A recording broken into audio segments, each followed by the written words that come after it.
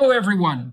Today I'm speaking with physician, longevity expert, and now author, Dr. Peter Attia.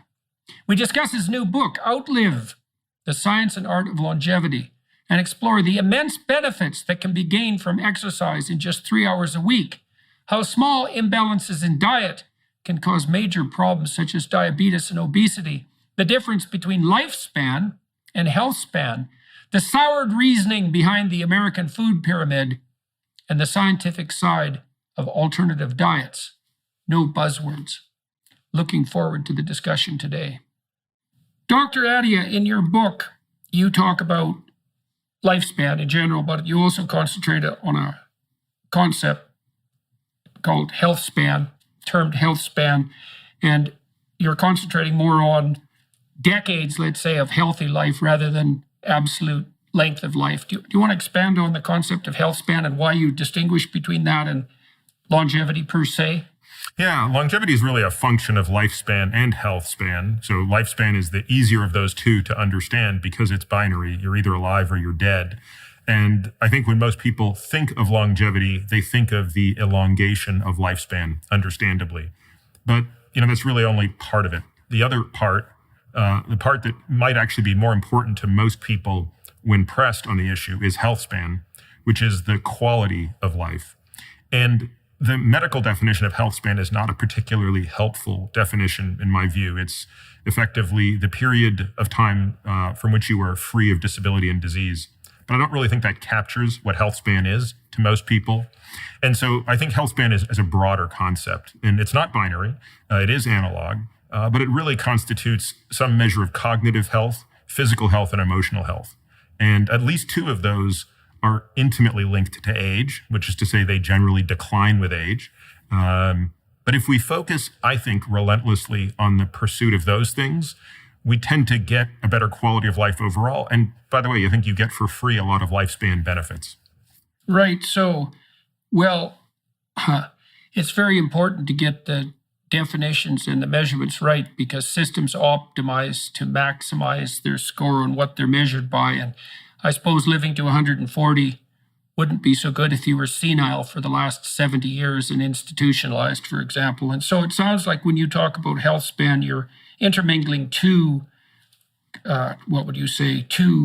quality of life issues. One would be the expansion of youth rather than longevity per se, and then something associated with the existential quality of life. So maybe we could start with, does that seem to capture, the interaction of those two things seem to capture what you're talking about with regard to health span?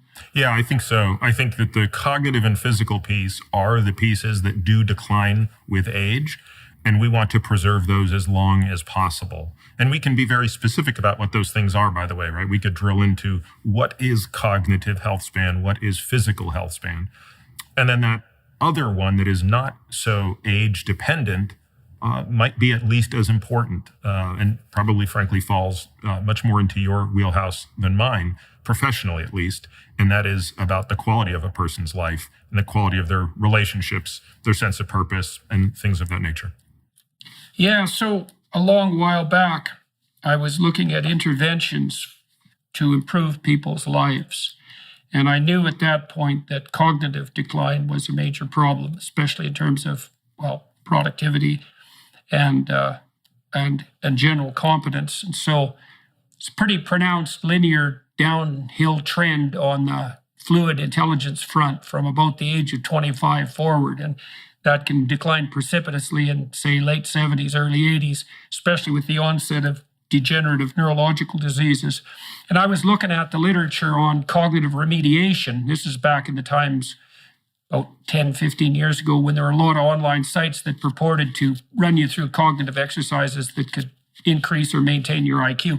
There's never been any evidence for that, by the way. It's a pretty damn dismal literature. But what I did find, and I think this is extremely solid, is that if you want to maintain your cognitive function, that both cardiovascular exercise and weightlifting seem to do a pretty damn good job. And maybe that's because the brain is such a oxygen-demanding organ and other, obviously, it's energy demanding and resource demanding in other ways. And if you can keep yourself cardiovascularly fit, interestingly enough, that's the best pathway to cognitive health.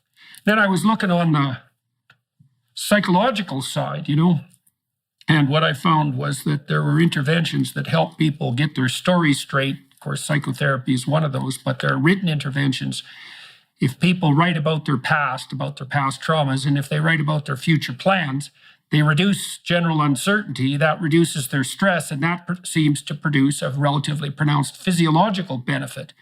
And so there's an interesting interplay there that we can talk about more in terms of the emotional and the physical. It's pretty funny that if you want to improve your cognitive function or maintain it, you should exercise rather than think. And that if you want to improve your physiology, you should straighten out your story and face your traumas rather than, say, exercise. So what do you recommend in your book, in Outlive in particular, with regard to the expansion of health span? What do you think, and how do you practice this personally? What do you recommend to people? So I think that exercise is empirically the most valuable tool we have for both the cognitive and physical components. So let's start with the cognitive, because I think here it was less intuitive. So about 10 years ago, when I really went down this rabbit hole, I had one of my research analysts spend a lot of time going through the literature. So we created a framework where we were going to look at every single intervention and how it impacted executive function, processing speed, short-term memory, long-term memory. Those were the 4 metrics we cared about, because as you point out, those are all bits of intelligence that decline with age. So, we looked at everything. Okay, so we looked at every molecule, we looked at every possible thing that you could think of. And after about 9 months of this, the thing that stood out above all else, beyond any diet, beyond the importance of sleep and other things that certainly mattered, controlling blood pressure, lipids, etc., was exercise. And I even though I was a lifelong exerciser and loved to exercise, I just couldn't believe it. It seemed so trite that exercise could have such a profound difference on the state of cognition, not just in terms of its performance as effectively a nootropic, but also in its ability to delay, if not outright prevent, dementia. So once we dug into the mechanisms, I think it became clear why exercise is so potent. And it's basically that it is acting on so many different levels. So as you pointed out, it's acting at a metabolic level. The brain is such an energy demanding organ.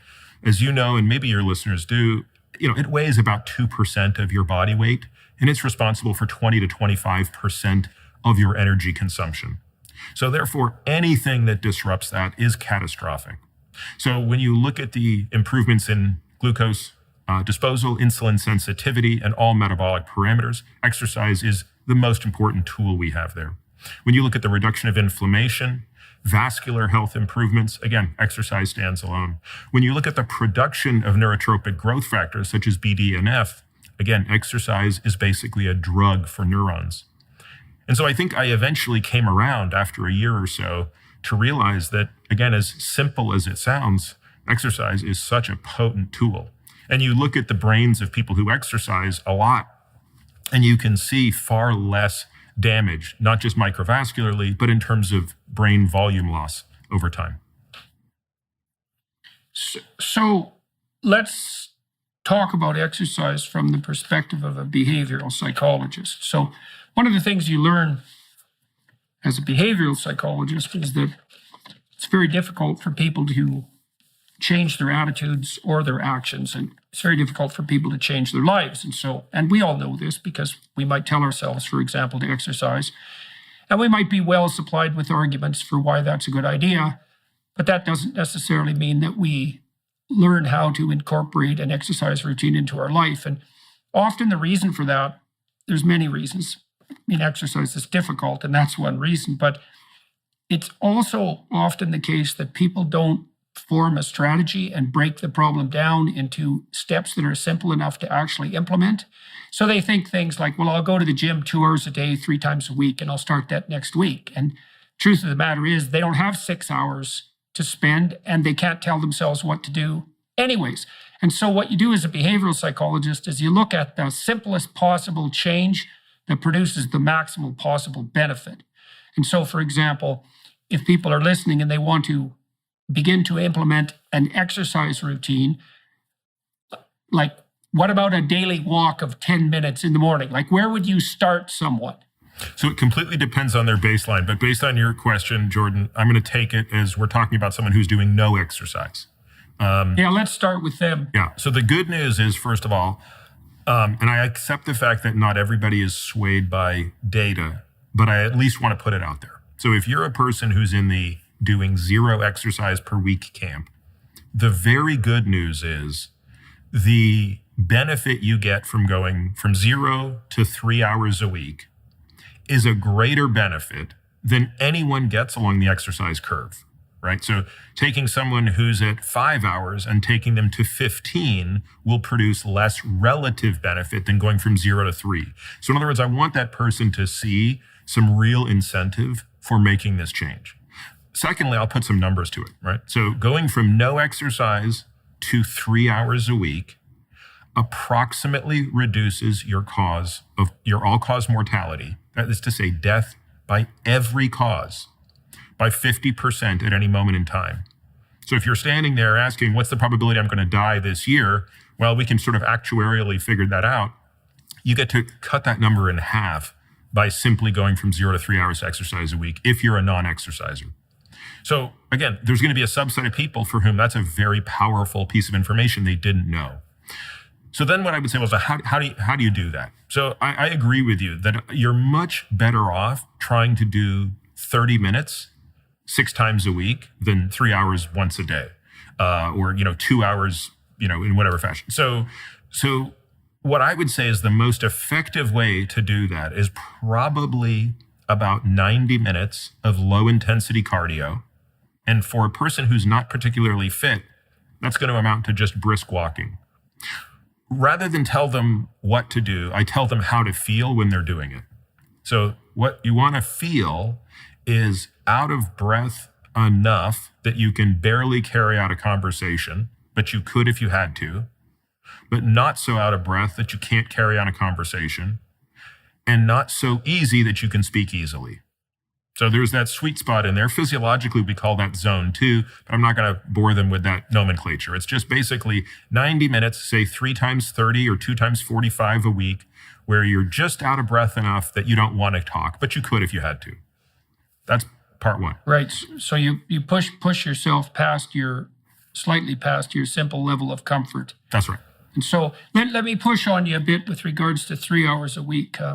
Again, from the perspective of taking someone from 0 to somewhere. What are the benefits? Let's say you talked about the benefits of walking something approximating 20 to 25 minutes a day. That can be dispersed out in various ways. You also mentioned like 2 45-minute sessions or 3 30-minute sessions. What would happen if someone goes from 0 to like 10 minutes a day or an hour a week? Where do the benefits of that 3 hours that's a great question. I don't think we have the fidelity of the data at that level because you generally don't push enough of a conditioning benefit. But I think what you're getting at, and we do this as well, is you want to separate between the behavior change and the physiologic change. And for some people, and James Clear has written a lot about this, but I think a lot of people have come to the same conclusion with any behavior change. If it's a person who's never done anything, you're right. The answer might be for every day when you wake up in the morning, rather than your normal routine of jumping in front of the computer, I want you to go and walk around the block once. It'll take 4 minutes.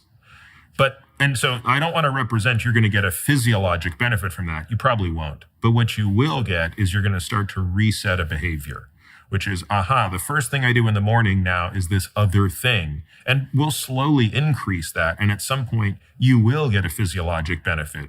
But what we're doing is planting the seed of how to change the behavior.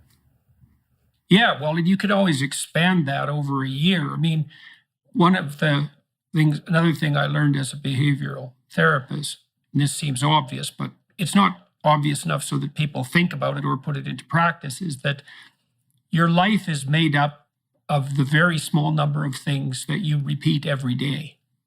And these are often things that people consider trivial. So, for example, lots of people sit down, have dinner with their family every evening, and they don't consider that special.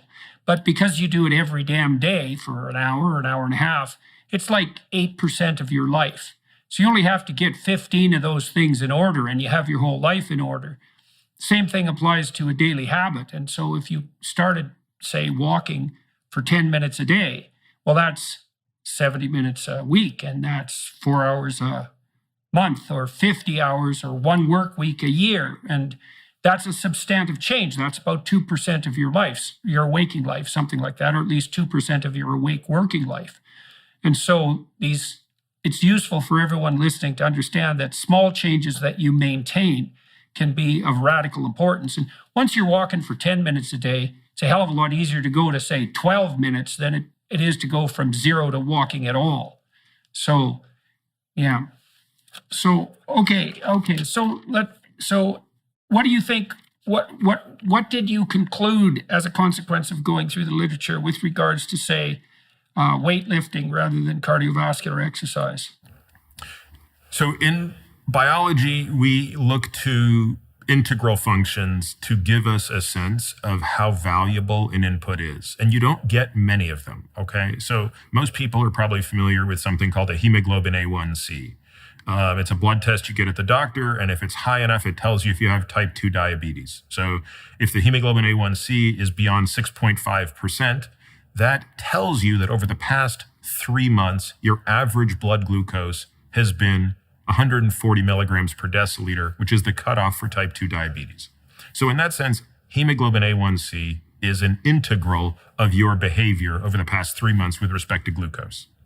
We don't have a lot of those, but we have 2 really amazing ones with respect to exercise. One of them is around strength and muscle mass, and one of them is around peak cardiorespiratory fitness.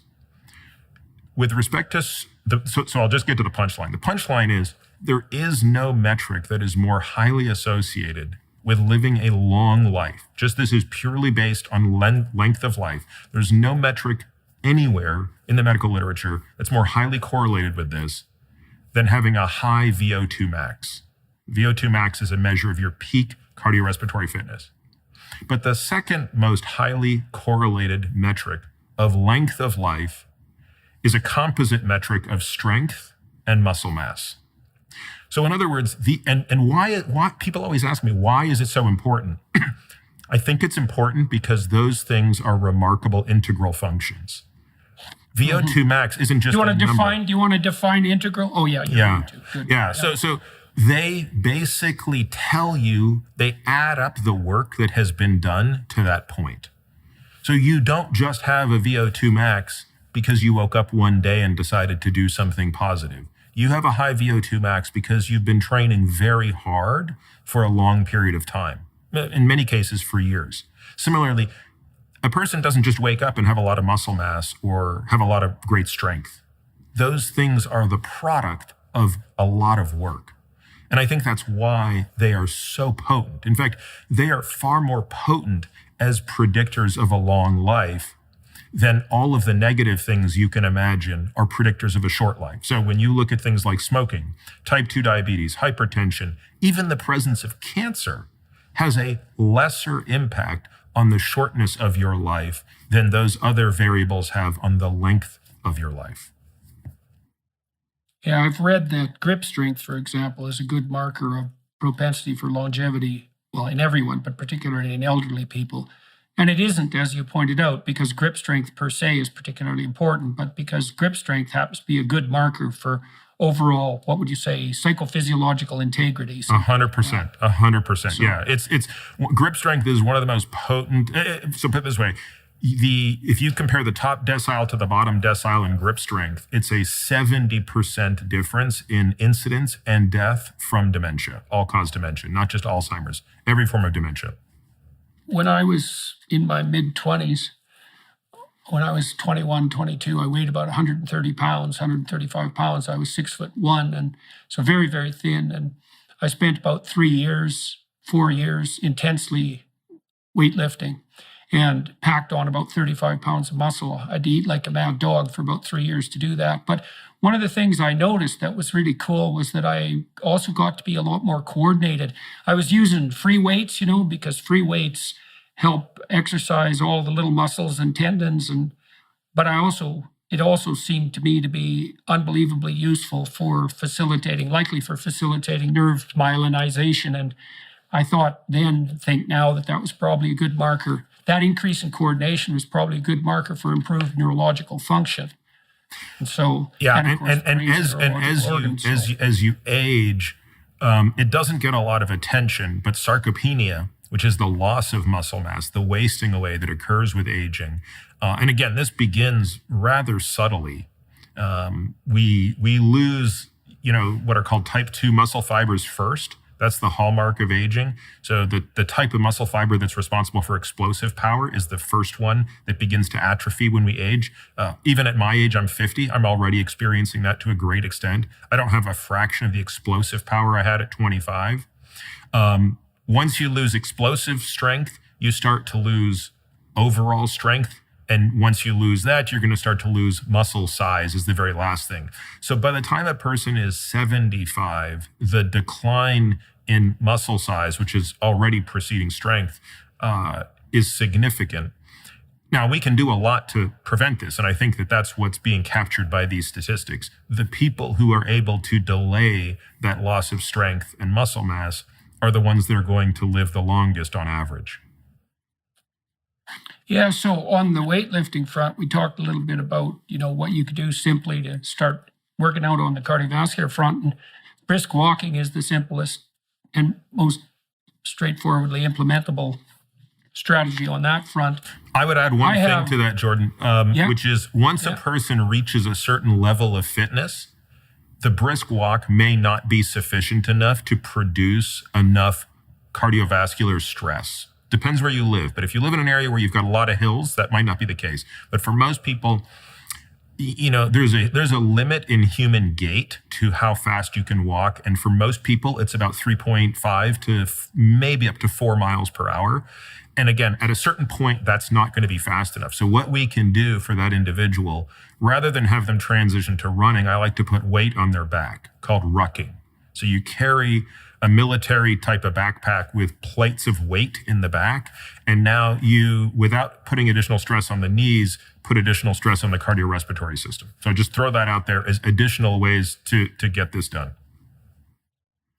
Yeah, well, as I said, in my 20s, I worked out with free weights, and I have an set of adjustable free weights now. But what I found very straightforward and actually implementable is to use I use about 20, 25 pound weights, depending on how often I'm doing it, and I run through a set of exercises through my whole body, starting with my calves and moving upward. And I can do a whole workout routine, about 2 sets of 15 exercises in about 20 minutes.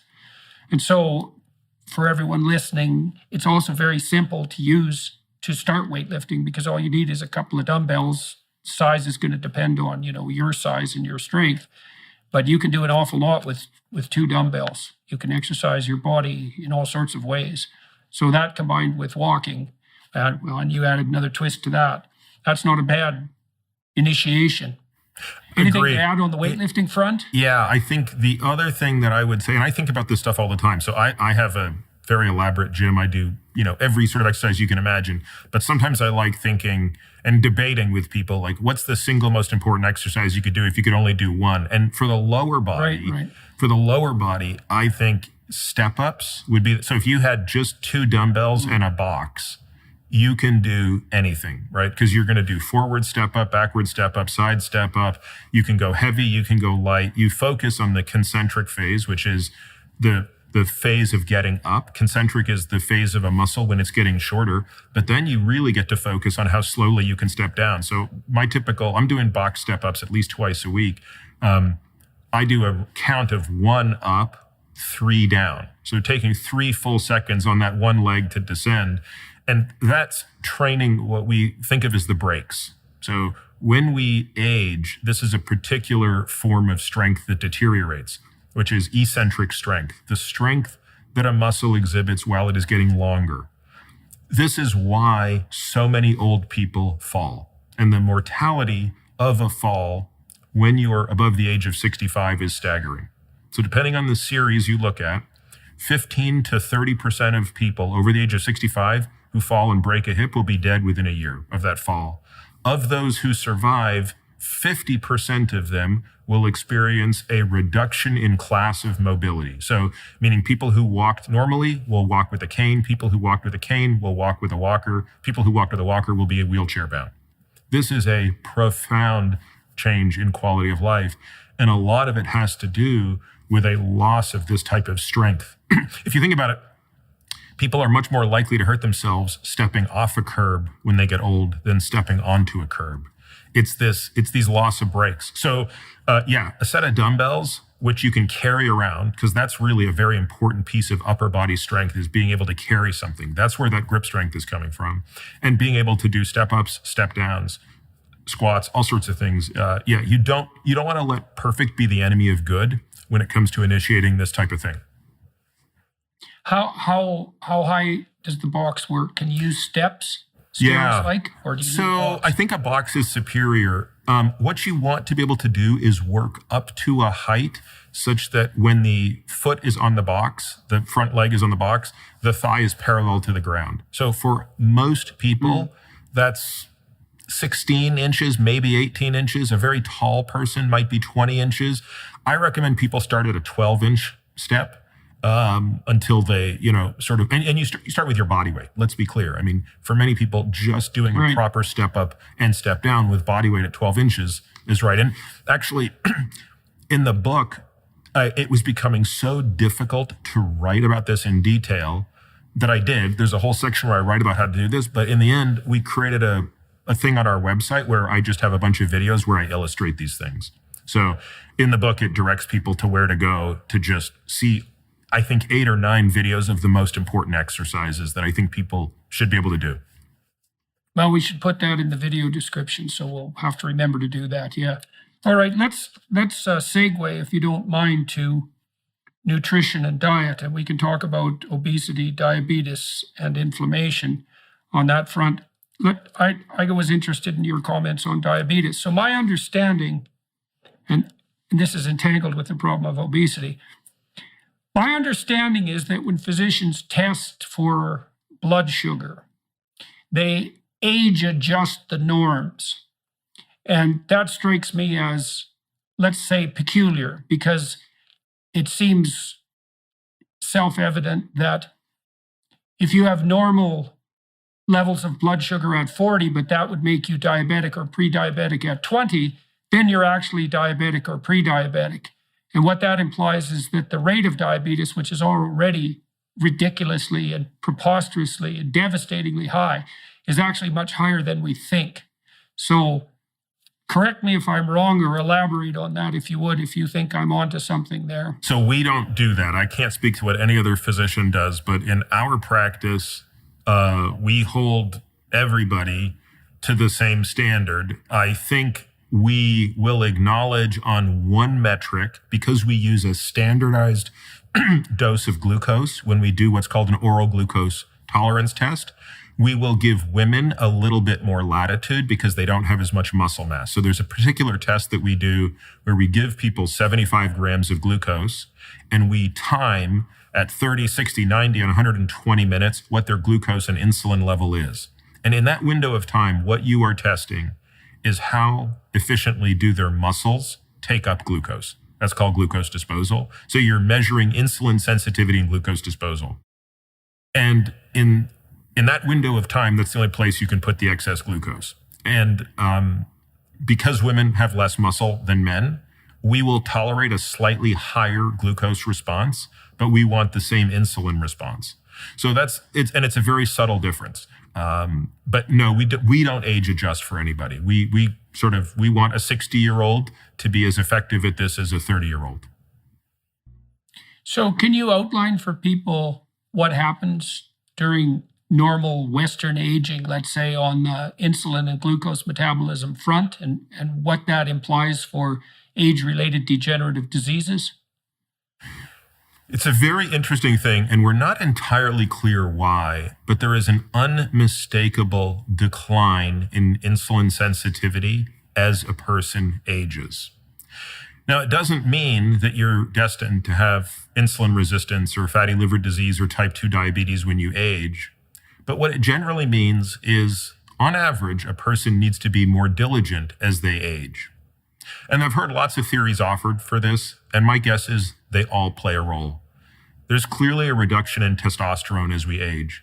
Testosterone is a very pro-metabolic health hormone, right? So testosterone promotes lipolysis of fat by muscle. It promotes insulin sensitivity. In fact, there was a clinical trial about 1.5 years ago that looked at men without type 2 diabetes, but who were pre-diabetic, on and off testosterone replacement therapy, and you showed a significant reduction in the progression to type 2 diabetes in men on testosterone. So clearly the decline of testosterone is playing a role in both men and women, by the way. We also see less expression or less activity of an enzyme called lipoprotein lipase, LPL, where it shifts more of its activity from muscle to fat. This is, again, an enzyme that is responsible for the breakdown of fat. There are also other things, as you pointed out, such as inflammation that increases with aging. We also tend to be less active as we age. And one of the most important things to preserve insulin sensitivity is activity. So there's a really famous researcher at Yale named Jerry Shulman, who's one of the world's authorities on the etiology of insulin resistance. And when he does clinical trials, when he does experiments on human subjects at Yale, and he wants to study insulin resistance, the one criteria he must have is that the subjects can't be physically active. So, in other words, for him to figure out what insulin resistance looks like, even in a 20-year-old, he has to ensure that they are not exercising at all. So it's some combination of these things and probably some other things that are explaining why all of us have to work harder as we age to avoid this phenotype. So maybe you could define insulin resistance, describe its relationship to elevated blood sugar or to blood sugar in general, and then discuss the relationship between the elevated blood sugar, insulin resistance, and aging as such. So think of the muscle maybe as a balloon. And the balloon is the only place where you can put air. In this analogy, air is the glucose. So there are some balloons that are very easy to blow up. And you can put the glucose into the muscle cell, you can put the air into the balloon quite easily. You don't have to blow very hard. But imagine a balloon that's very, very difficult to put air into. And at some point you can get air into it, but you have to blow much harder. So how hard you have to blow is the amount of insulin you need to put the glucose into the muscle. At some point you will not be able to do that. You can't blow hard enough. So again, just thinking about this in terms of physiology, glucose is a molecule that needs to be regulated very carefully in our bodies. Too much and too little is catastrophic. And so the body does a great job of trying to take excess glucose out of the circulation and put it into muscle cells. By the way, just to put this in context, Jordan, a healthy person has about 1 teaspoon of glucose floating around all of their circulation at any moment in time. A person with One teaspoon. A person with frank diabetes has 2 teaspoons. That's the difference between healthy and nearly dying, right? It's profound. How many teaspoons of sugar are in a bottle of Coke? It's 30, I think, or 35. About 8. About 8 teaspoons in a small. I guess I was thinking of a big. Maybe I was thinking in a big 2 liter. In a big 2 liter, it would probably be about that. Yeah. Yeah. Right. So our body is amazing at doing this, but it's a very delicate dance between how much insulin do you need to make that happen. And the canary in the coal mine of insulin resistance is after a person is challenged with glucose, even if their glucose levels normalize, they needed supranormal levels of insulin to do it. That's the initial blowing too hard on the balloon. So when you develop insulin resistance and that progresses to diabetes, you literally can't produce enough insulin to get sugar into the muscles. That's correct. Eventually, you cannot make enough insulin.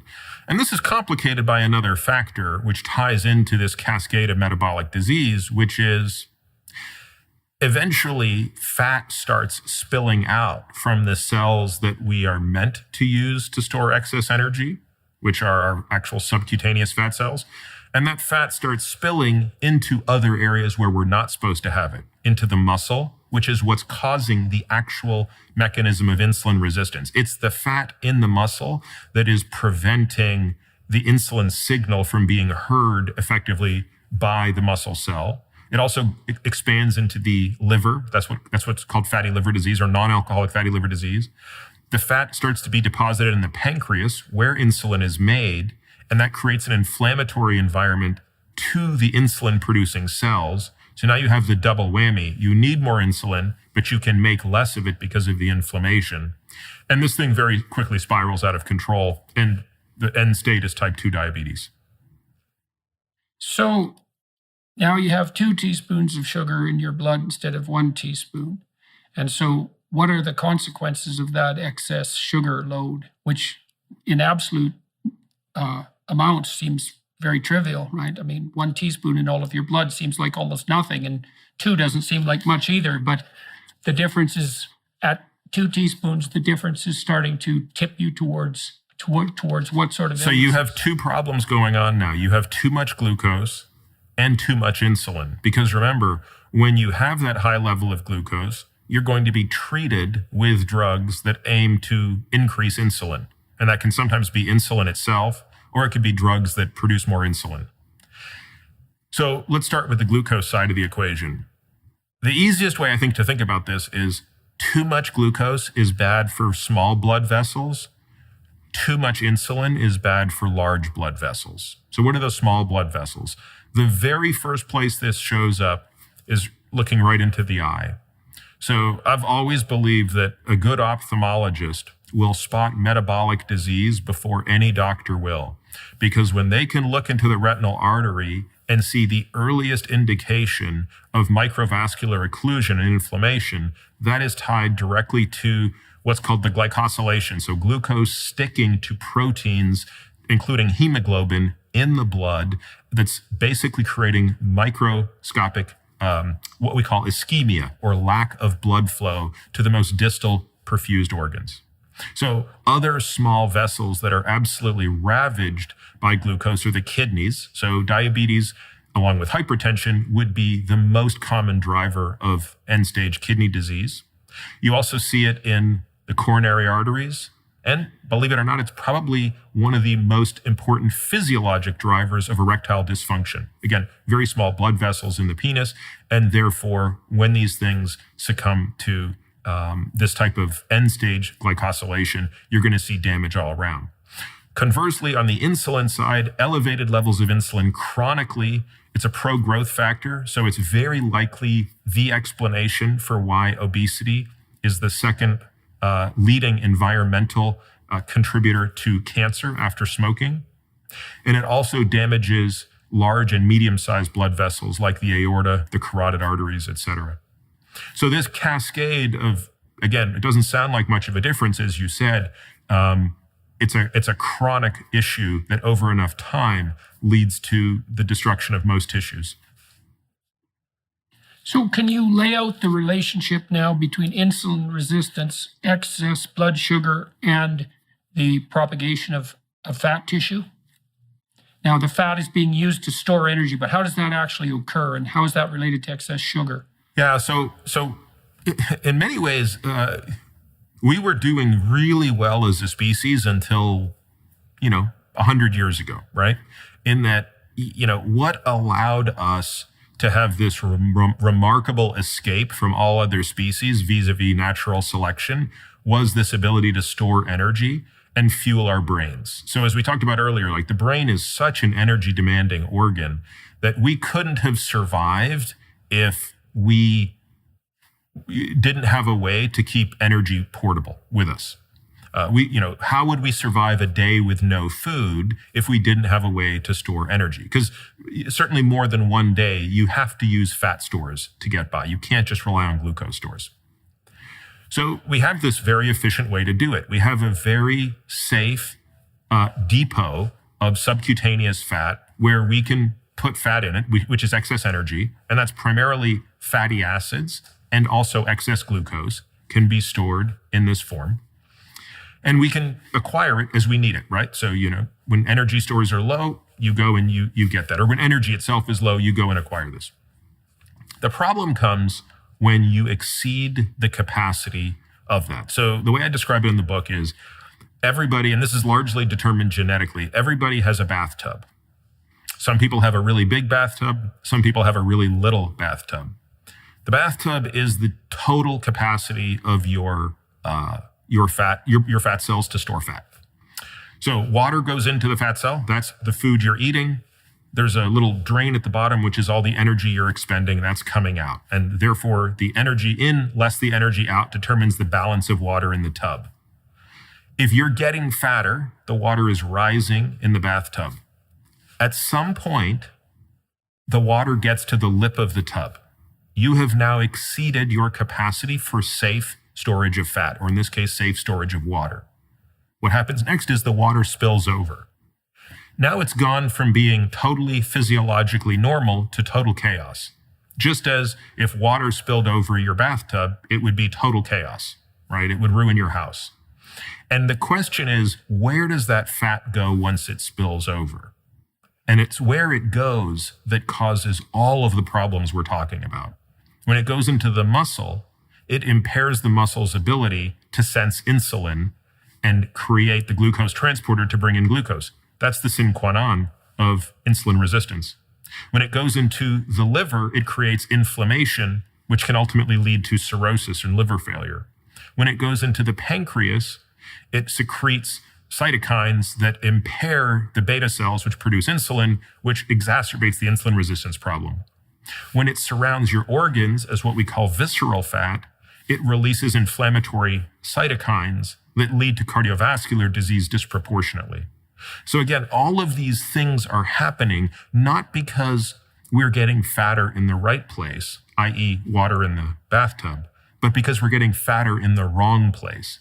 And this is another example of which it doesn't take a lot of fat to spill over. And if a person has 20 kilograms of fat in their fat cells, it causes no issue. It's the 2 kilos that have spilled out into all those other organs that are driving all the damage. Yeah, and I read too, this is another example of the dangers and sometimes benefits of the things that you repeat every day. I read at some point a while back that the obesity epidemic, such as it is, could be regarded as being caused by the additional consumption of one soft drink a day, non-diet soft drink, obviously. Because, of course, there's a lot of sugar, 8 teaspoons, which is 4 times as much as you have in your blood if you're diabetic, but you're doing it every day. Now, and so that is hard on the systems that use insulin to process sugar, but it also puts this demand on your body to deal with the excess glucose. How is that glucose converted to or stored in fat? What's that mechanism? So it's called, the technical name is de novo lipogenesis. Lipogenesis, making fat de novo from scratch. So the liver can turn, the liver is an amazing organ, by the way. It's just, if we're going to give a shout out to any organ in the body, it might have to be the liver. It's just an unsung hero. It doesn't get the attention it deserves.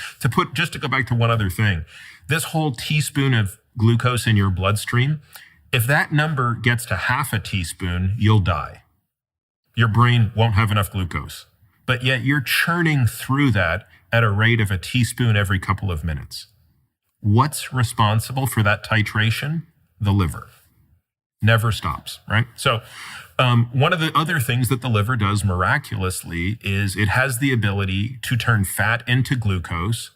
It has the ability to turn glucose into fat, and it has the ability to turn protein into glucose. So it can also change the orientation of molecules.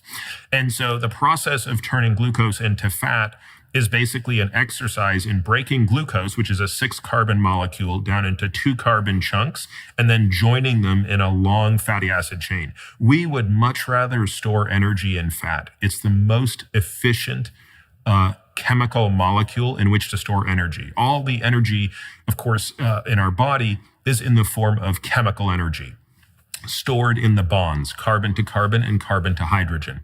And a fat is the most efficient vehicle to do that. So we would much rather actually store energy as fat than in glucose. And we don't store that much as glucose. Okay. So let me step sideways here for a moment. I'd like to talk about the food pyramid with you. And so I'm going to lay a little bit out about my understanding of the food pyramid and how it came about. And then we could talk about the standard Western diet and its relationship to insulin resistance and obesity.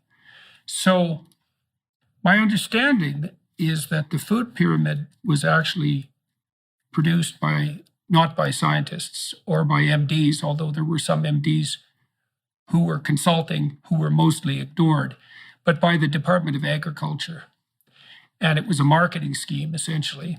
And that the consequence of the marketing scheme was that people were enticed and convinced to rely primarily on carbohydrates for their nutritional necessities, and perhaps carbohydrates at far too excess at a level. Now, carbohydrates are transmuted into glucose during metabolism, and we eat way more carbohydrates than we need to produce the amount of glucose that we need. Now, people have been getting fatter in a catastrophic way for about 4 or 5 decades, and that's really in no small part since the introduction of the food pyramid. Now, I do understand that part of the reason the Department of Agriculture did this was because carbohydrates, and this was particularly true of corn syrup, do provide a very inexpensive source of calories. And if you're dirt poor and you don't have enough to eat, I mean, just getting enough calories, period, is of vital importance. Not everybody can afford steak, for example, or more expensive foods of that type, but virtually everyone, poor or not, in the West can afford basic carbohydrates. But now we're in a situation. But having said that, I also have read, and I think it's valid, that there was early evidence that this heavy carbohydrate-loaded diet that was being prescribed was going to increase obesity and diabetes, which it's done at a level that makes the epidemic look like absolutely nothing. And this is still being pushed forward by people who are hypothetically on the nutritional front. So 2 questions.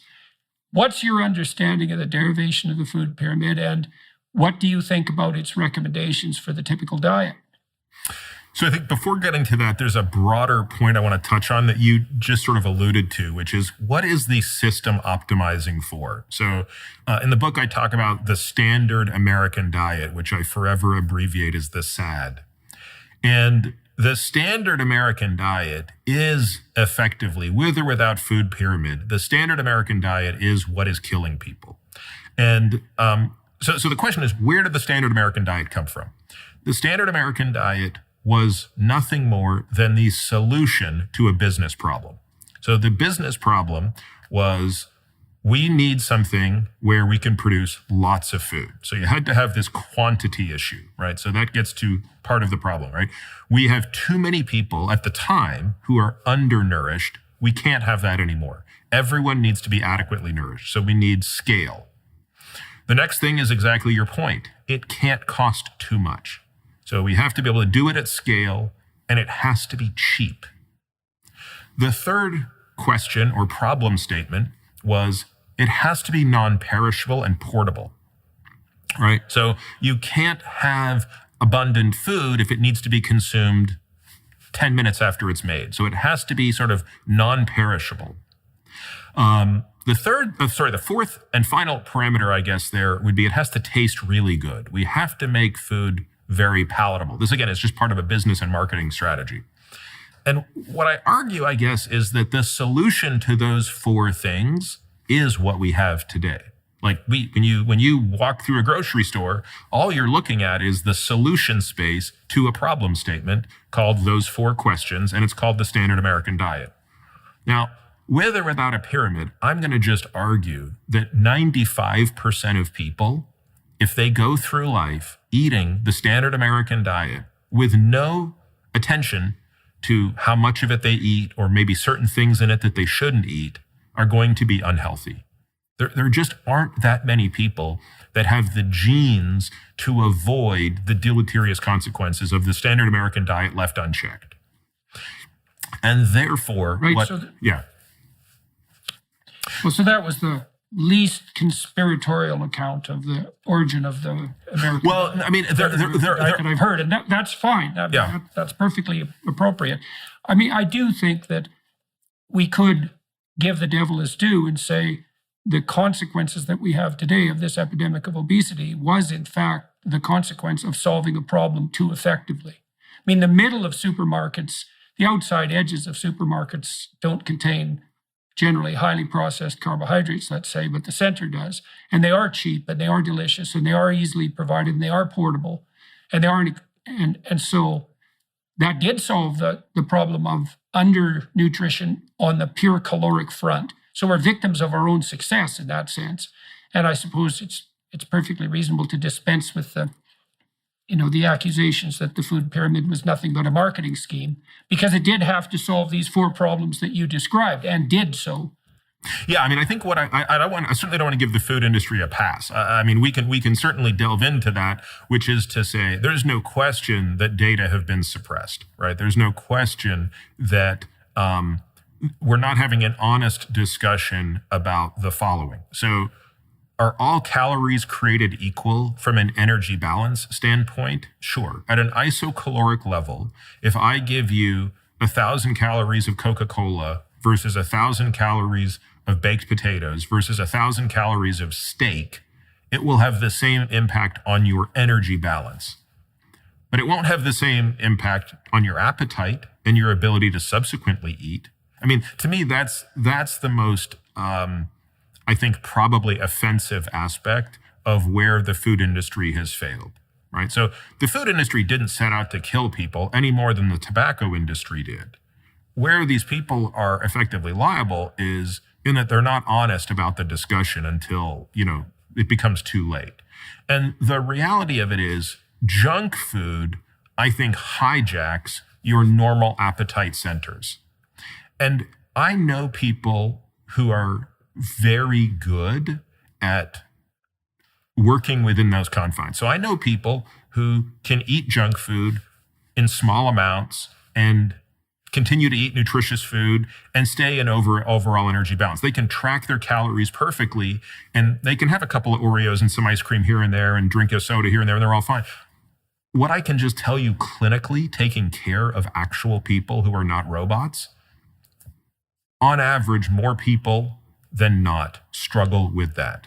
And with the introduction of these very hyper-palatable foods that kind of hijack your appetite, it tends to produce overeating. And ultimately, that's the problem at hand here.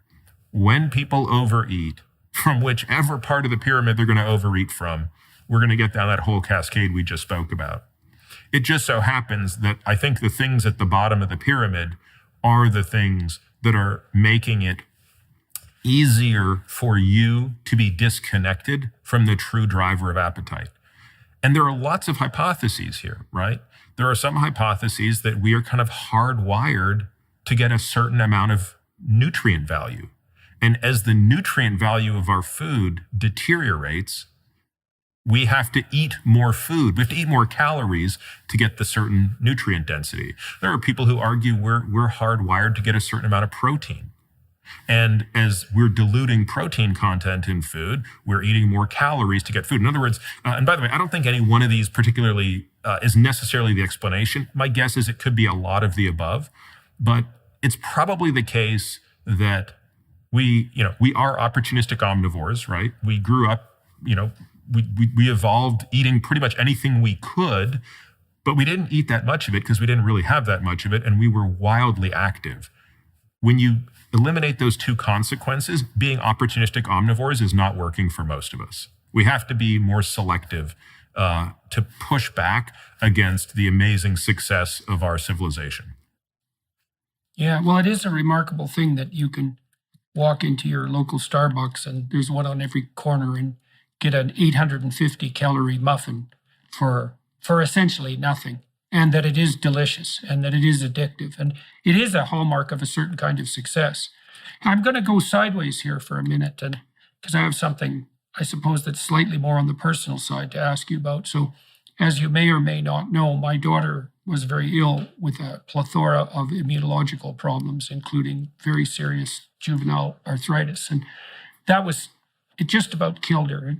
It did destroy 2 of her joints, and she had another 38 that were affected. And so she was always in a lot of pain. And I looked into the role that diet played in arthritis through the scientific literature for a couple of years and found 2 things, and they were somewhat contradictory. And one was that there was no real evidence that any specific elements of diet had been linked to juvenile arthritis specifically. But, and this was a major but, if people who were arthritic fasted completely, then their arthritic symptoms often disappeared. And so I thought that had something to do with the consequences of fasting. But then my daughter started to play, and my wife as well, very intensely with the diet. We went to a nutritionist who recommended an elimination diet at one point, because we did notice that she would react to strawberries and oranges. And within a day, her thumbs would swell, her toes would swell. And so we knew there was some things she was eating. We had her tested for immunological reaction to food, but when we tested her, she showed a hyperreaction to virtually everything they tested her for. And we concluded at that point, well, there's no damn way she could be reacting to everything she's eating. Well, she went on this elimination diet and showed a bit of reduction in symptom, but the elimination diet made no sense. Like, there was no rhyme or reason to what you could eat and what you couldn't eat. And so she started to experiment with more restricted diets and eventually discovered that if she only ate beef, and it turns out for her, it has to be beef that isn't aged, then all of her immunological symptoms disappeared. And then my wife and I started playing with that diet. And so I've only been eating beef fundamentally, for almost 5 years now.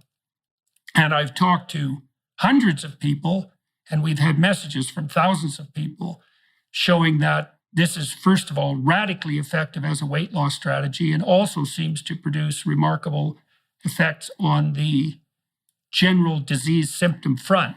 Back in November of 2021, there was a study published by a Harvard group, which wasn't a perfect study because it was retrospective self-report, but they assessed 2,500 people who had been on a carnivore diet for 6 months and showed something approximating a 90% reduction in all disease symptoms. And it was the only scientific paper I ever read where the surprise of the researchers was palpable between the lines in the scientific writing. Because, in a scientific article, all that emotion, negative or positive, is pretty much ironed out. But these people were so shocked by what they found that it couldn't help leaking into the document. And so, well, this has been quite surprising to me, because I never imagined in my wildest dreams, number one, that you could just live on meat, and number two, that it would have such a salutary effect. So for me, a guy lost 52 pounds in 7 months. I went from 212 pounds to 165, which is exactly what I weighed when I was 23. And I've maintained that weight since. I can put on muscle mass with no problem, even though I'm 62. I had a host of inflammatory conditions, some of which were quite serious, including peripheral uveitis, which sometimes blinds people, in my right eye, and it disappeared completely, along with psoriasis and gastric reflux disorder, and, interestingly enough, gum disease, which is technically incurable, which is linked to cardiovascular degeneration, and which has gone away 100% in my case, according to multiple measures that my dentists have taken. And so when I've talked to many people who've lost like 100 pounds in a year, because they come to my talks, and who are just beside themselves, so to speak, as a consequence of experimenting with this diet. So that's the story. It's very strange. I don't talk about it that much because I'm not a nutritionist and because I'm still shell-shocked by it. But I'll tell you, it's something to be 60 and to have the same essential body morphology that I had when I was 23. And that had all disappeared from me in my early 50s. Yeah, you're not the first person I've heard this story from Jordan, and I have to be honest with you, I just don't know how to explain it. The weight loss, by the way, is not the harder part to explain, right? So the more restrictive any diet is, the more one loses weight on average, right? So it wouldn't surprise me if we put a person on the all potato diet if they would lose weight. Whereas if you put somebody on the no lettuce diet, nobody's going to lose an ounce. So more restrictive diets, ketogenic diets, which are not as restrictive as what you're doing, are also very effective for weight loss. By the way, so is a zero fat diet. Now, it's a unpalatable diet, and I don't think it's a particularly healthy diet when you start restricting fat that much. The more interesting question to me is, and I can certainly understand if you would say, I have no desire to experiment further by introducing other elements to see if I can preserve this phenotype. But the most interesting question to me is, what are the other foods out there that you might be able to consume? Or in the case of your daughter, right? Like, is it? I'm obviously interested in that too. But what I have found, because I have now and then tried to eat carbohydrates, what I have found is that if I eat any of them, I start to crave them intensely. If I don't eat them at all, they don't bother me, assuming, and this goes to the calorie restriction issue, one of the ways of maintaining yourself on a keto diet or a carnivore diet, let's say, is to make sure you're never hungry. And I eat a lot of meat and a lot of high-fat meat, and so I'm never hungry. And I don't think that I'm calorie restricted at all because, I can eat a tomahawk steak sometimes in one sitting, which is about 35 ounces of meat. I never get hungry, and I eat high-fat carnivore snacks too.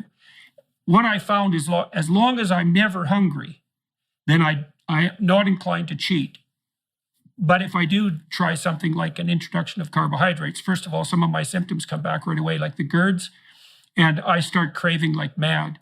So that's my is it all carbohydrates, or like, for example, if you introduce vegetables, non-starchy vegetables, what happens, both symptom-wise and craving-wise? Yeah, well, for a while I was eating nothing but meat and greens, but I still had some residual symptoms. My wife has a host of immunological problems that are somewhat low level, and I have a different host, and Michaela seemed to get all of them. And so, maybe we're absurdly sensitive for reasons that wouldn't be true of other people, but it's definitely the case that I do better. And believe me, this isn't something I particularly want. It is the case that I do better if I just stick to beef. Now, could I have pork and chicken? I had a very terrible bout of ill health, and I'm disinclined to do a lot of experimentation, although I'll probably try again in the future sometime. But I do know that beef works. We've been hypothesizing internally in our family, for what it's worth, is that the reason that beef works and that other ruminant animals, bison, so forth, lamb, goat, is because they process what they eat through so many stomachs that by the time it is actually turned into meat, there's pretty much nothing else there. So it's a very purified form of nutritional, very purified form of food. Now, like I said, that's anecdotal, and this is partly why I don't talk about it. But I can tell you, after you've talked to 1,000 people who tell you the same anecdote, you don't have an anecdote anymore. You have a hypothesis. And it's really quite something seeing these people who show me pictures of what they looked like a year ago. And, they were carrying around an extra person with them. And they're still shell-shocked by the transformation, because it's really something to lose, say, 150 pounds in a year. And so, I don't know what to make of that. I do know that the diet has actually been rejuvenating for my wife and I. Like, its effect on muscle tone has to be seen to be believed. And that's true even though both of us are 60. Like, my wife is in better shape from a musculature perspective now at 63 than she was when she was 40. And she was a very physically fit person who was exercising constantly and who was in pretty damn good shape. And to see that reverse rather than just, stop deteriorating, I don't really know what to make of it. I would love it to be studied prospectively. I'm very curious as to what's going on, in particular with that. I mean, there are lots of data out there showing the efficacy of a ketogenic diet in the amelioration of type 2 diabetes. I do think, I mean, look, when it comes to type 2 diabetes, any amount of weight loss is going to produce a benefit, but it seems that a ketogenic diet has the easiest compliance, and there might be something to the fact that it's kind of removing the thing of which there is an excess, right? By at least taking away the thing that is in most excess, it's easier to kickstart that. A fast, of course, is also a great way to kickstart that, right? Something about taking glycogen levels down in the liver and the muscle makes this easier. Well, the advantage too of the diet, the carnivore diet in particular, is because you can eat as much as you want. It's actually not a diet. The problem with diets is that they require privation, and they require almost continual privation, and then they also tend to produce a yo-yo effect. And that's partly because if you get in a fight with your hypothalamus, which drives hunger, you're going to lose because it's there to make damn sure you don't starve. And the probability that you can override it for any length of time, well, it's very, very low. And that probably varies from person to person for all sorts of reasons. But you don't want to get in a scrap with your lower level motivational systems. Now, if I ever start to crave a banana split, for example, I can just eat another 5 or 6 ounces of steak, and then I don't care. It's not like it wouldn't taste good, but it doesn't preoccupy me the way it would if I was hungry. I've really noticed this when I go into grocery stores, because if I go into a grocery store after having consumed enough meat, then the provision of this infinite display of delicious foods really doesn't affect me much. But boy, if I ever go into a grocery store when I'm hungry, that's quite the pain in the neck, because everything's delightful and tempting, So the fact that you can eat enough or even as much as you want on a keto or carnivore diet does seem to distinguish it in some ways from the diets that depend more particularly on mere calorie restriction.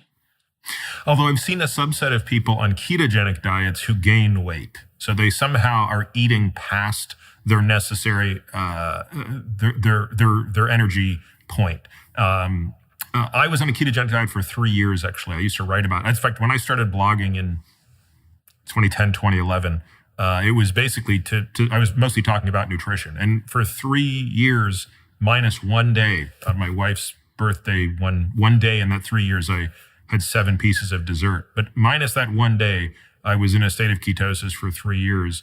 And yeah, in many ways, I was the poster child for it. Like the efficacy in me was out of this world. What did it do for you? Oh, I mean, I lost 40 pounds. I, was probably, just from a body composition standpoint, was, by DEXA, which is the gold standard, about 7.5% body fat. Every metric of every biomarker you could measure or possibly care about was in the, even by my standards, which are not to consider what's optimal, but to consider what's exceptional. Everything was great. Even things that historically people think you can't do on a ketogenic diet, like lots of intense exercise.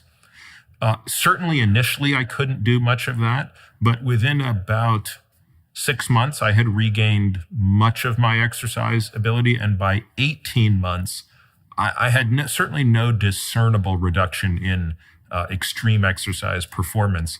Again, I don't have the counterfactual. You could argue that that's still lesser than what it would have been had I not been on a ketogenic diet. But, so people sometimes say, well, Peter, why aren't you on the ketogenic diet anymore? Why did you stop in 2014? It largely came down to, I think, just not wanting to be restrictive anymore and wanting to kind of, as my, at the time, daughter was getting a little bit older, it was, sort of wanting to enjoy more of the foods that I was limiting. But the reality of it is, like, I don't, I'm certainly not as lean as I was when I was on that diet. Yeah. Well, the other thing I noticed, this is also very cool, and it's very important to me personally. So I noticed that as I got older, my ability to concentrate when I was reading was deteriorating. So when I was 25, 30, if I picked up a book and read it, I would shut everything else out, and I would concentrate on, focus on, attend to what I was reading, read every word and understand it with no problem. But that started to deteriorate as I got older. And I noticed that it took an increasing amount of effort to shut everything off. And that instead of reading as deeply as I was sort of glancing at the words. And when I started this carnivore diet, that reversed. And I actually think this is true. I think I can read faster and more efficiently than I could when I was in my 20s. And I was pretty good at it when I was in my 20s. And so the other thing that I've noticed too is that I don't have periods of time. This was quite a problem for me, and it might have had something to do with my immunological problems, is that I would get hypoglycemic and lose the ability to concentrate and get, what do they call it, hangry, hungry and angry and irritable. And that would happen several times a day, probably because I was working too much. But in any case, that is gone completely. And I really don't miss it. I wake up in the morning with a stable mood, and my mood doesn't vary much throughout the day. I'm also much more stress tolerant and able to bounce back from stressors faster. And in terms of endurance, there were lots of times over the last 3 years when I was walking 9 to 12 miles a day on a carnivore diet. Now, I wasn't running, but my experience is that I'm stronger and I have more stamina than I did 10 years ago. And that's quite something, given that I'm now 62. That's a good direction, It's one thing, like I said, it's one thing to halt the aging process, but it's another thing entirely to see it start to reverse. And so, we don't know anything about a straight carnivore diet, or very little. And no one has done a prospective study. It's one that I'm actually thinking about setting up funding for if I can find researchers who are interested, because there's something there, and it was certainly established by that initial study at Harvard. So if you know anyone who's interested in doing that, you could always hook them up with me. Sure. There are some folks that come to mind, actually. Okay. All right. So do you want to talk a little bit about the other more common diseases that you deal with in the book? You talk about heart disease. We've touched on heart disease. You talk about cancer, neurological degeneration, Alzheimer's, for example. Let's walk through that domain a little bit, if that would be okay with you. Sure. Where'd you like to start? Let's start with cancer. Everyone's favorite. Yeah, I think, cancer is the second leading cause of death in the United States and globally. Of what I describe as these four horsemen of death, cardiovascular disease, cancer, neurodegenerative disease, and the metabolic diseases that we've already talked about, cancer hits its peak first. So the other diseases rise monotonically with aging. Cancer actually peaks in late middle age. So cancer would be the leading cause of chronic death or chronic diseases of aging in the 40s and 50s and 60s before it's supplanted by cardiovascular disease and even neurodegenerative disease. If you go back to the year I was born and you ask the question, what is the probability that a person with metastatic cancer, i.e., cancer that has spread from its primary organ to a distant organ, what's the probability they're going to be alive in 10 years? The answer was 0%. Nobody was going to survive that. Today, the answer is about 5%, maybe a little bit higher. But it's really not been an enormous source of success. So let's talk about what the bright spots are. The bright spots are leukemias, lymphomas, testicular cancer. These are areas where there has been great progress, and your survival today is so much higher than it was 50 years ago. When you talk about the big killers, though, which are lung cancer, prostate cancer, breast cancer, colon cancer, pancreatic cancer, those are the top 5 causes of cancer death. Median survival, the length of time you survive, has increased by as much as a year, if not more, but overall survival has not. This is a very important thing to understand. The risk of being dead in 10 years if that cancer has spread is the same as it was 50 years ago. So if all that's the bad news... Do you suppose that's a possible consequence of the presence of cancer being a marker for like cumulative systemic failure?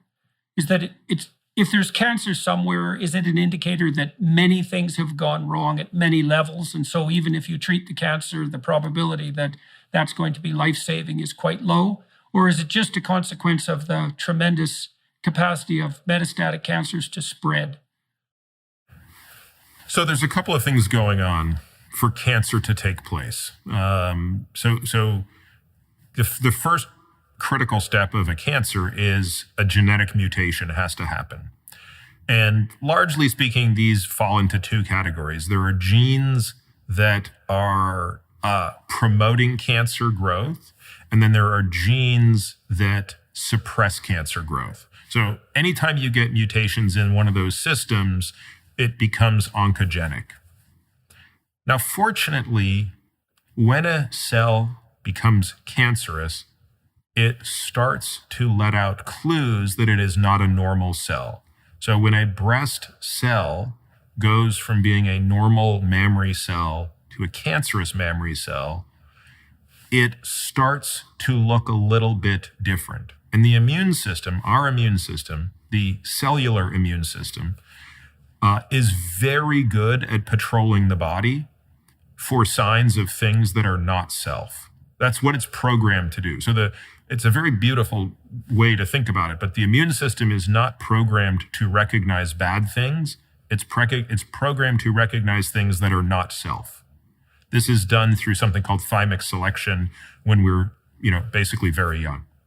So, and by the way, too much of that problem leads to autoimmunity. So that, you can think about this through your own personal story, right? Which is there's a very fine balance here. Too much of knowing what is, not self, and too little of that are both equally bad. So there are always some cells that recognize this. In fact, Steve Rosenberg, who I did my postdoc with, recently published some really amazing data, which I find one of the most staggering statistics of all of cancer, and also one of the most hopeful, which is that 80% of epithelial tumors are the ones that kill people. That's the solid organ stuff, the breast, colon, prostate, etc. 80% of those tumors produce what are called novel neoantigens, meaning they produce peptides, small proteins, that are not self and are recognized by the immune system as not self. The problem is the reason those 80% of patients don't go into spontaneous remission is they can't mount a strong enough immune response to that.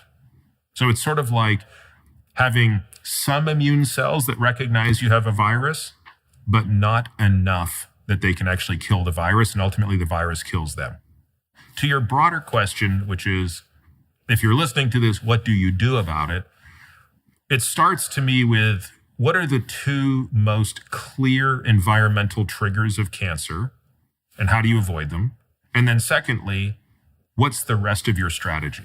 So when it comes to heart disease and neurodegenerative disease and metabolic disease, which are the other three horsemen, our ability to incorporate prevention is so significant that it plays the lion's share of our strategy. Because we have such an understanding of the risk factors for Alzheimer's disease, the risk factors for metabolic disease, and the risk factors for heart disease, your prevention strategy is not doing those 25 things or minimizing how much you're doing those things.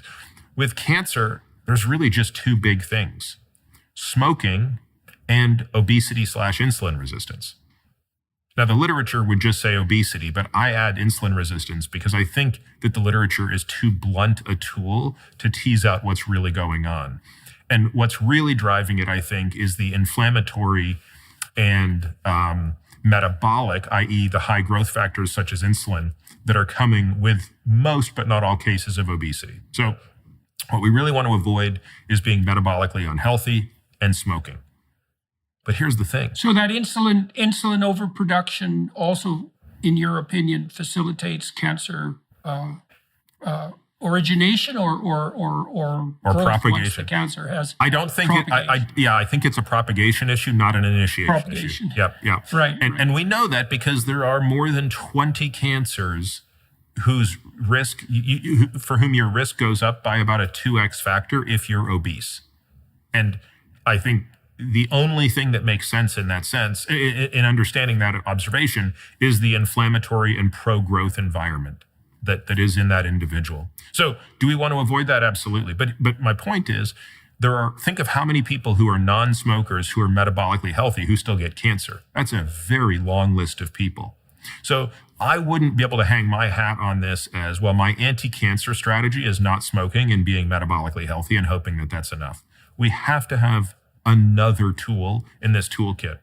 And that tool is a very controversial one, but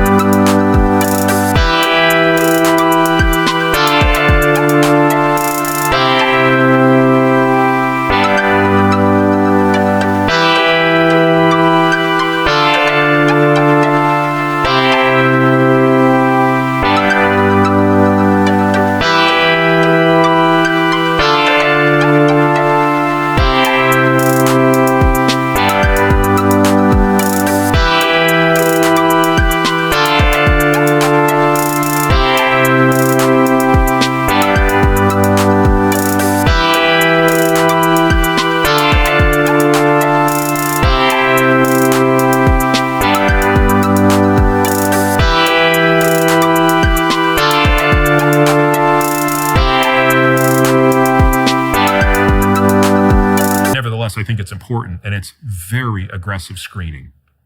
And the reason for this is another observation that I don't think gets enough attention, which is when you consider two different individuals with the same cancer, but at different stages, who are treated with the exact same treatment, their survivals are very different. So if you take a person with stage 4 colon cancer, which means the cancer has spread to, say, the liver, and you treat them with the same cocktail of drugs that you give a person at stage 3 cancer, where it's just spread from the colon to the lymph nodes, but no further, at least to the naked eye, the survival for the people for whom it's spread to the liver is 0% at 10 years, whereas the ones to the lymph nodes, it's going to be about 60 to 65% at the same period of time. A fundamental difference. They're getting the same treatment. So it's the difference between treating somebody when they have 1 billion cells versus 100 billion or 1 trillion cells. And the problem is that there's more mutational burden the more cancer you have. You have more escape mechanisms for the cancer. That's probably the best explanation for it. And we could do this analysis for all other types of cancer, like breast cancer, et cetera. What it points to is early detection is essential. So what does that mean practically? What do people have to do with their physicians in order to ensure that they're being optimally screened for the possibility of cancer? And at what age does that start to become more crucial?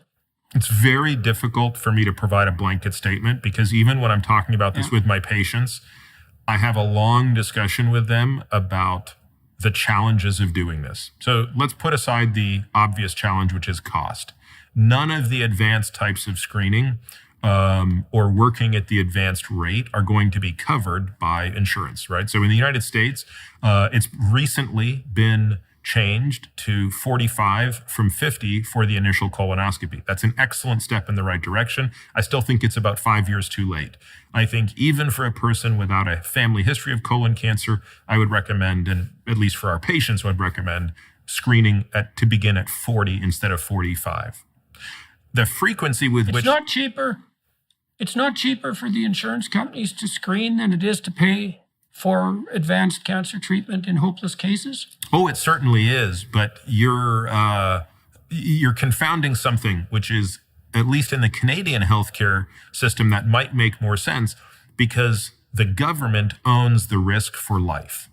So at least despite the fact that I grew up in Toronto, I can't really speak to the Canadian healthcare system with any authority, but at least that's something Canada has going for it, which is when you're 40 getting a colonoscopy, or when you're 50 getting a colonoscopy that catches a little polyp that costs nothing to remove and prevent it from going to cancer, you still own that life and that risk 10 years later. In the US, that's not the case. In the US, people are never really owned from a risk perspective by one entity for very long. So there's much, much less incentive in our system, unfortunately, to truly invest in prevention. And that's if we were to talk about the structural problems of the US healthcare system, that might be the single most important one.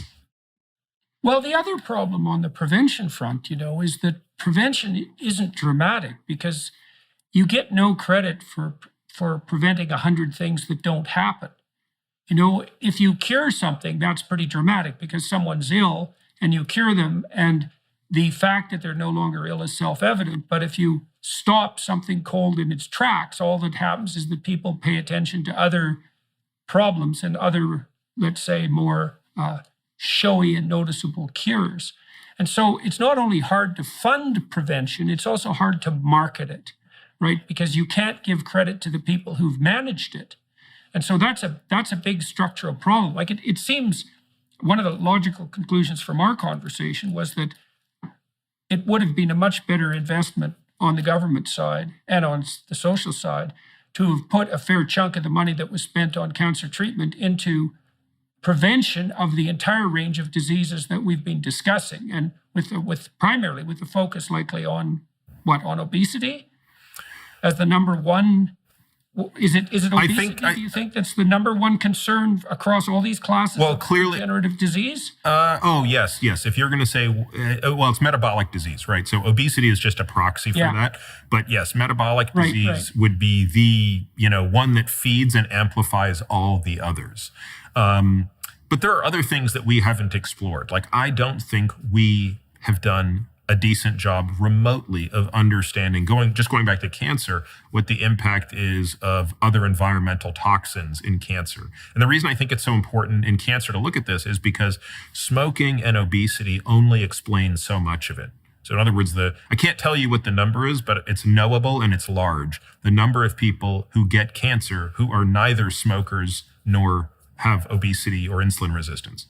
And so there's still a big fraction of people for whom something else is driving their cancer.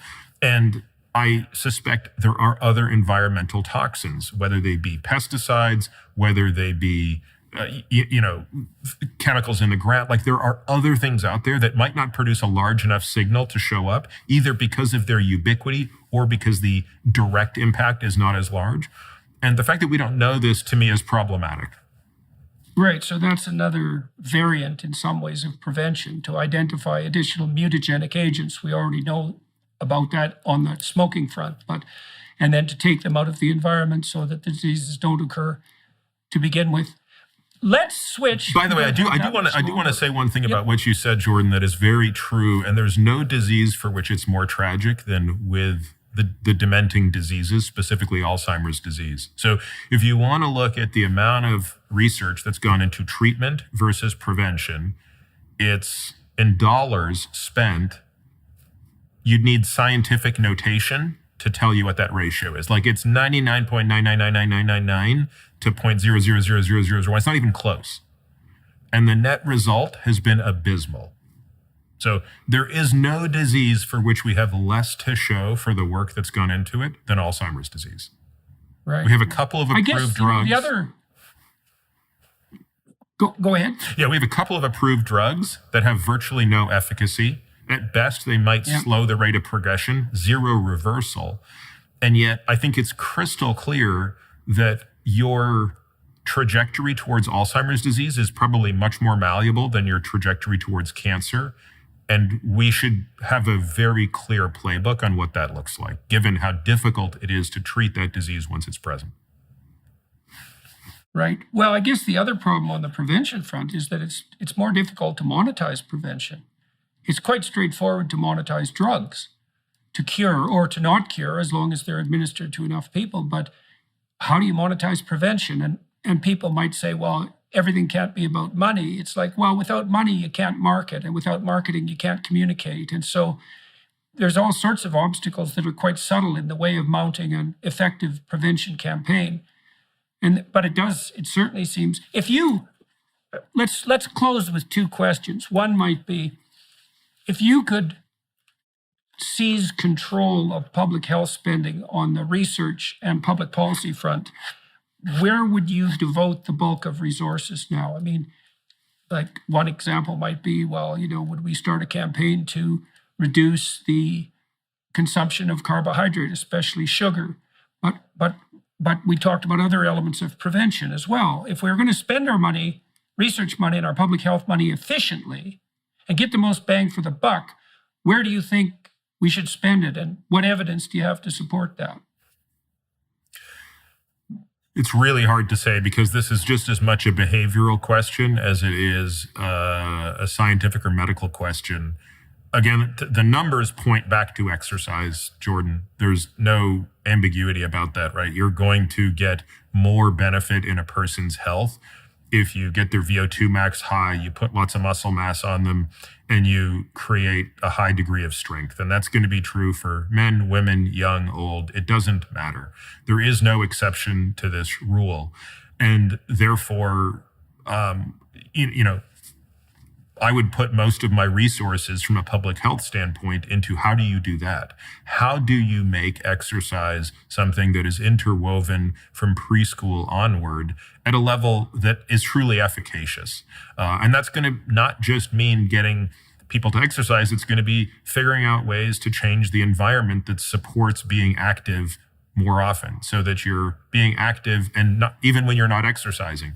But it's also going to involve understanding that everybody's different. There are some people who hate exercise, and what do you need to do to make it more enjoyable for those people? What kind of financial incentives do you put in place for people to exercise? Because I really do believe carrots can be more effective than sticks here. And,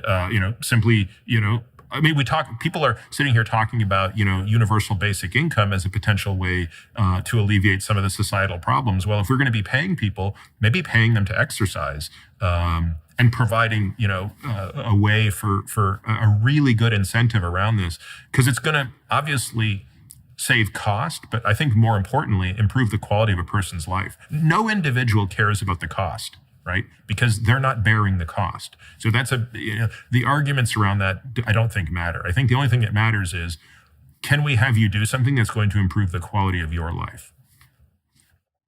Wonder what would happen if we took kids out for a 15-minute walk every morning as part of the school curriculum and made that habitual. And it would be good for the kids too, because they might be able to sit down and attend a bit more if they actually had a bit of exercise before they were required to sit and do nothing for 6 hours. So, to start building those habits of activity in youth so that they persist. I mean, I would get rid of chairs. I would get rid of chairs in schools. Every kid would have a standing desk.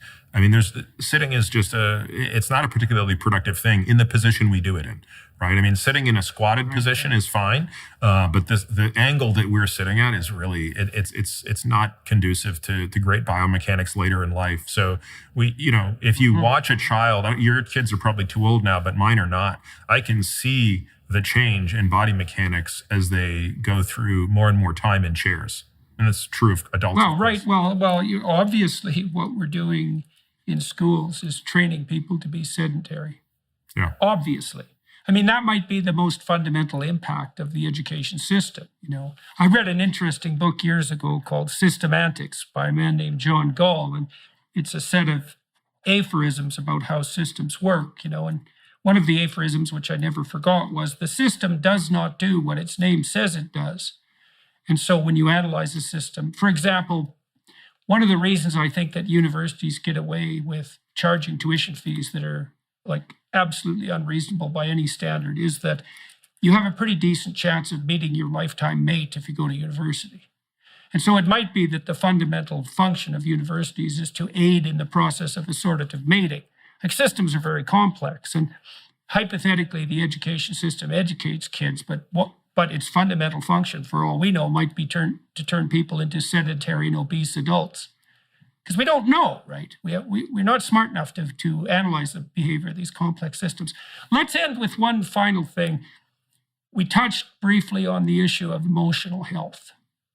And so tell me your thoughts on that in general. What are your recommendations in Outlive, in your book, and how do you associate the issue of psychological and emotional health with the Well, with exercise and diet, for example, or any of the other lifestyle modification processes that we've discussed. So I think emotional health ties into this longevity equation in many ways. So you can start at a very extreme end. A low enough state of emotional health can be a direct threat to your life. So again, the most extreme example of that would be suicide. But if you walk back from suicide, we talk about parasuicide. We talk about all the different behaviors that people engage in that are slow suicides. I can't speak to what the statistics are in Canada, but in the United States, and I suspect you know these more than I do, Jordan, if we look at 3 categories of deaths of despair: suicide, overdose, and alcohol-related death, so cirrhosis, things like that. The deaths of despair have been increasing at anywhere from 10 to 20% year on year over the past 4 or 5 years. So that's brutal. Yeah. So just last year was the first year that overdose took more than 100,000 lives in the United States. So yeah, well, it's an open question.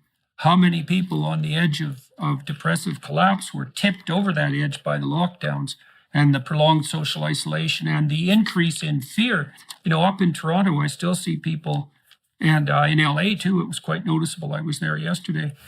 I still see people cowering behind their masks. And, you have to have been made pretty chronically afraid to still be doing that. And the cost to people's health of the fear campaign that drove the lockdowns, we're going to see that. I mean, I don't know how that's contributing to the excess death statistics. I think it would be very difficult to say that those statistics I rattled off aren't impacted by COVID. So what's going to be interesting is to see how that plays out going forward.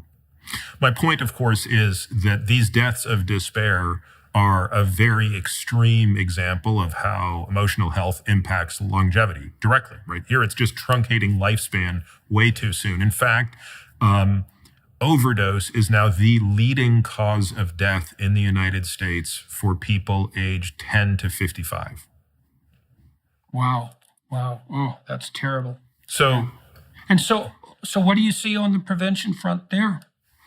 Or do you have? Well, let's go even one layer further, because I'm sure there's someone listening to this who says, well, look, that's not me. I don't drink to excess. I would never touch an illicit drug, and I'm in no danger of killing myself. So that means emotional health is checked.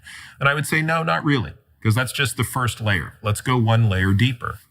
I think the next layer is how many people, because of their relationship with themselves, are unable to self-care. If we're really going to be honest about it, how often do we engage in not what would rise to the level of quote unquote harmful behavior, but certainly things that are not in our best care?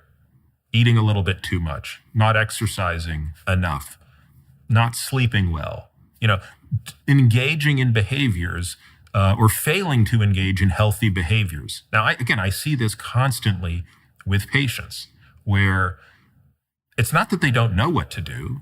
It's not that they don't know that they should exercise, but if you really push them, they have a negative relationship with themselves that is preventing them from taking care of themselves. And I would say that the impact on length of life there and quality of life is much bigger than the deaths of despair, but it's much harder to quantify. So then I'd go even one step further and say, okay, well, you're not in category 1, where you're an immediate threat to your life because of this your emotional health. And you're not even at the point where you're failing to take care of yourself. But now you maybe land where you're just not happy. Your relationships suck, right? You're a lousy father, you're a lousy husband, you're a lousy parent, any of these things. And you're basically living without a sense of why, right? You're not, as Esther Perel put it to me, what is the purpose of living longer if you're unhappy? And I think that that's probably the biggest circle. And that's, to me, one of the most interesting ones here.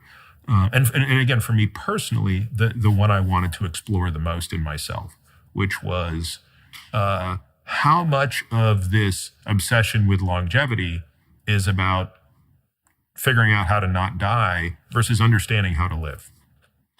And so what have you concluded on the treatment front in regards to that set of problems, or the prevention front, let's say? Well, again, it's worth caveating that everything that I write about in the book, I come to it with some lens of expertise, right? I mean, it's what I do for a living. It's what I've spent more than a decade researching. I can speak with some authority about cancer and heart disease and dementia and exercise and nutrition. When it comes to this particular issue, I have no expertise. I come at this through the lens of a patient. And therefore, I think everything I say must be taken with the understanding that it's somewhat anecdotal, and therefore needs to be explored with professionals who I think can bring to it, for example, the expertise you could bring to it. But I'll tell you what I've learned. I've learned that most people probably have some degree of unresolved business in their childhood that has produced adaptations. And in some cases, many of those adaptations are very good and should continue, but some of those adaptations are negative. And that is malleable, right? So there's kind of this view of hope, which is you don't have to throw out the baby with the bathwater. You can, again, in my case, you can take some of those adaptations, which produce hard work, discipline, all of these things, but you can get rid of some of the negative ones, such as the negative self-talk, the perfectionism, all of these other things that created a very negative impact on myself and those around me.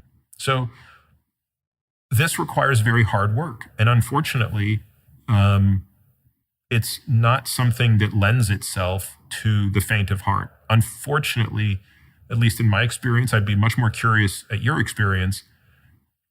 Many people need to be at a local minima, not necessarily the rock bottom, but close to a rock bottom to start to probe those things. Well, I can tell you some of the things that I've learned, partly as a consequence of public lecturing and speaking to people constantly about how they might straighten up their life. The first thing I would say is we've run a series of studies on a set of programs I designed with my students and my previous graduates, my graduate supervisor, Robert Peel and Daniel Higgins. Peel was my supervisor and Higgins my student. We developed a suite of exercises called the Self-Authoring Suite. They're at selfauthoring.com. And the past authoring program helps you write an autobiography and clear up that excess baggage. And the present authoring program helps you analyze your faults and your virtues rather programmatically so that you can start to generate a strategy to rectify your faults and to capitalize on your virtues.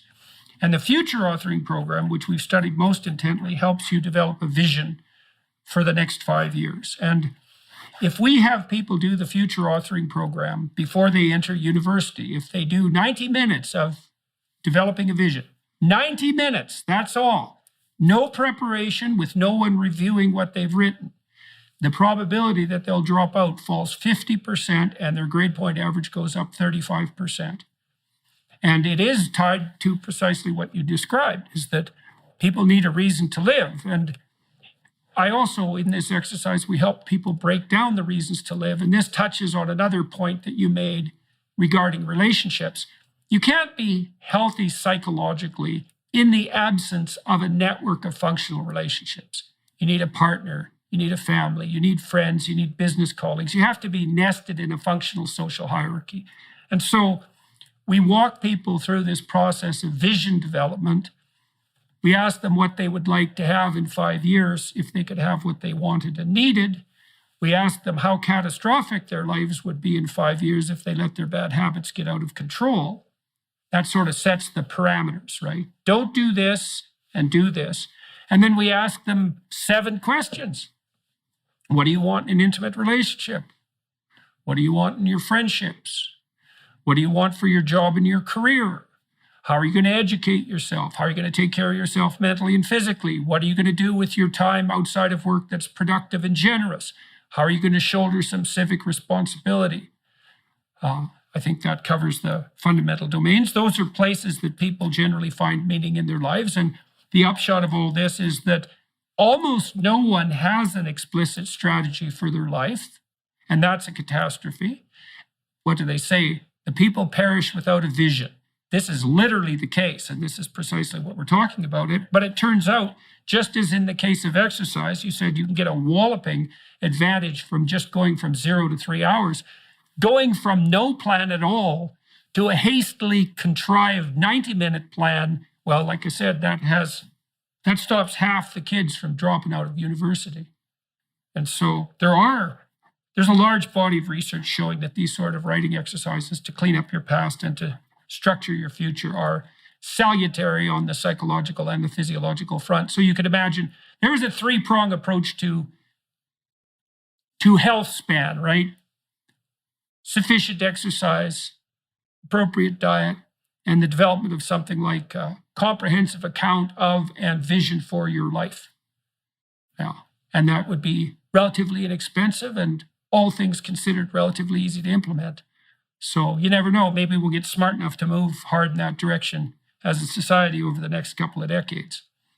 So I guess, is there anything else you would like to tell people before we close? We're going to turn, just so everybody's listening knows, and watching, we're going to turn to the Daily Wire Plus platform.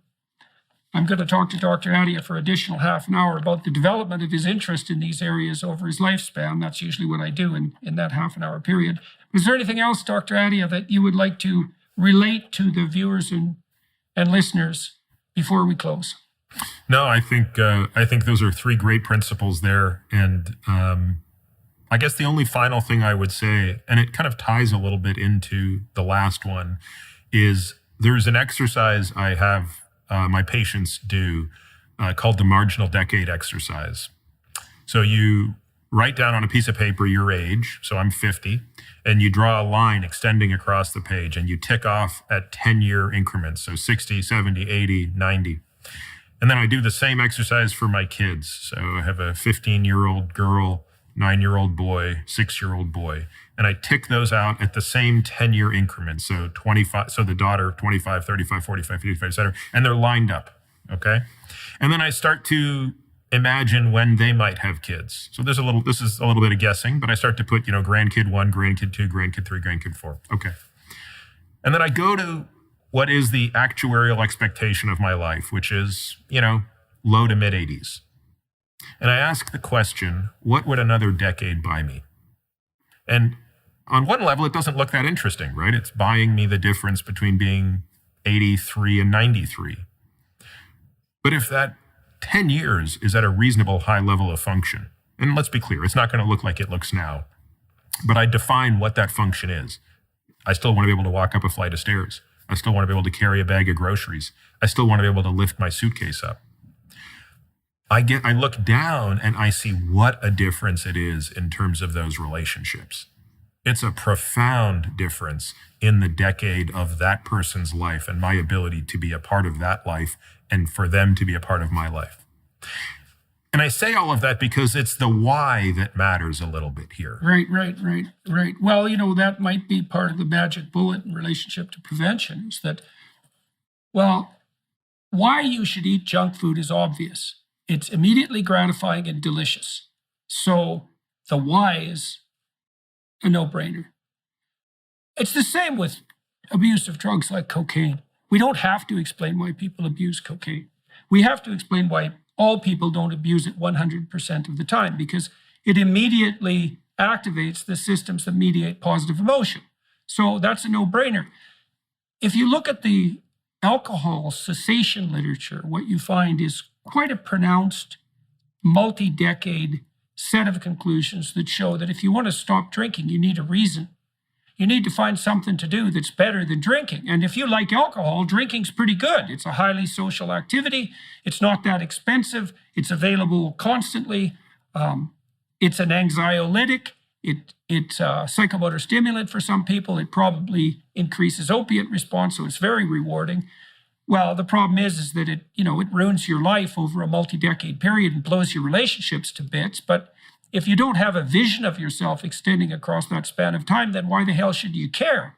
And it might be the same on the exercise and nutrition front. It's like, you're not going to take care of yourself unless you know you have something useful to do. And I've been talking to people all over the world about taking responsibility, partly because if you take responsibility for other people, it improves your relationships. And if you have better relationships, well, you're much more resilient and you have much more of an opportunity for positive emotion.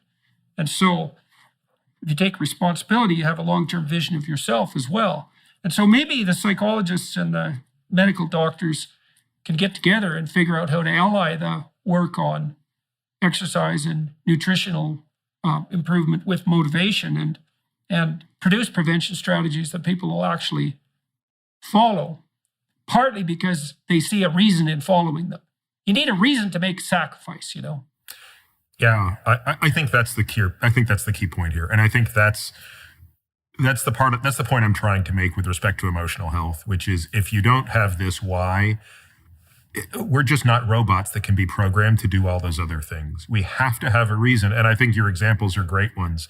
Virtually everything that is bad for your health feels much better in the moment. So to say no to that, you to offset the hyperbolic discounting problem of delayed gratification, you must have something that is stronger than the immediate hedonic pleasure of either not exercising, eating the wrong thing, staying up too late. You pick whatever it is. Yeah, well, you know, when I want to have a banana split, which is reasonably often, I think, yeah, you know, but I'm pretty happy to have a physiological constitution that's a lot more like a lot more like it was when I was 23 than I had when I was 50. That's a pretty good deal, you know, and the value in that, I suppose that marginal decade, for example, the value in that's palpable enough so that I think, yeah, well, it is a sacrifice, but it's probably worth it. So that's the question, eh? What's it worth making a sacrifice for? And it's a question you have to answer if you're going to put your life together and put your health together. All right, everyone watching and listening on YouTube, thank you very much for your time and attention. To the Daily Wire Plus people for facilitating this conversation, that's much appreciated. I'm here in Boise, Idaho today, doing this conversation. Daily Wire always finds me a studio and a studio for my guests. To the film crew here, thank you very much for flawless experience. Dr. Attia, it was very good of you to talk to me today. I wish you the best of luck with outliving the book and in your own life. And I would also encourage those who are listening to continue to follow our conversation on the Daily Wire Plus platform, where we'll talk for another half an hour on more biographical and personal issues.